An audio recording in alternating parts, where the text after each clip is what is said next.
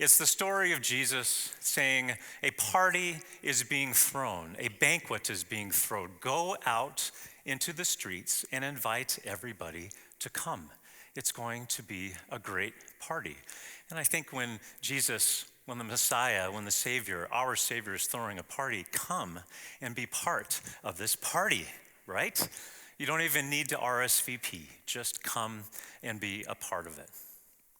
Well, Jesus, at this dinner party, continues talking about life and circumstance.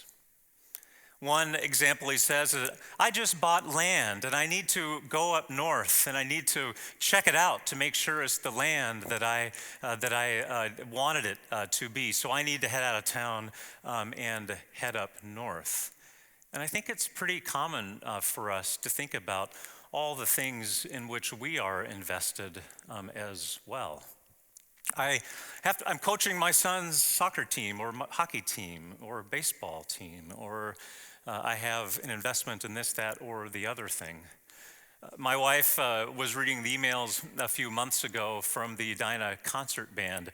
There wasn't a coordinator of the silent auction that was happening a couple of weeks ago at the Edina High School. How many of you have been involved in a silent auction? She suddenly became the co-coordinator of the silent auction, and guess what? 2 for 1. They get me as well. So one of the baskets that we thought we would donate was a basket of gift cards to the best burger places in the Twin Cities. So guess who drives around the Twin Cities to buy gift cards? I'm committed, maybe over-committed to that circumstance. It was a great idea, right?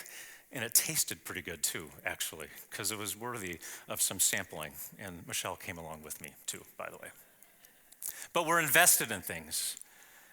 Buy land, or we're just investing in things, and so it pulls us away.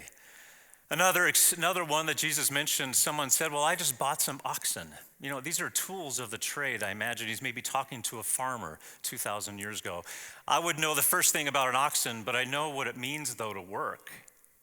I know what it means to have a busy life and a busy work schedule. How about you? We're too busy to go to the banquet. Maybe it's a work dinner that we have to do. But all of us, or many of us, or some of us understand that work isn't an 8 to 5 deal for a lot of us. That work sometimes is a dinner hour that carries over, a happy hour now that everyone's getting back together again, and so you got to do that committing time. Or there's a trip next week that's now on the horizon, but you got to work over the weekend to get ready for the trip and the presentations that you have to do and so forth and so on. I'm working. So commitments are what they are. And the other one is I'm getting married, so I can't come to your banquet, Jesus, because I've just gotten married. Well, we have family commitments. Michelle and I have 3 boys, 22, 19, and 17. And they're clearing out of the house faster than Michelle and I want, right? So I have my family commitments here. There's stuff that they're doing. There's stuff that I want to be involved in their lives because I don't want to lose out on those opportunities. When Jesus is saying all of these things in this parable, they all sound like really good excuses, don't they? I think it's life.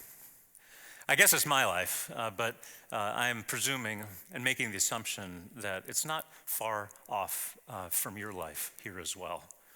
If there's a party that's going on that Jesus is throwing, there's a whole lot of good excuses out there that we have when we live the life that we live.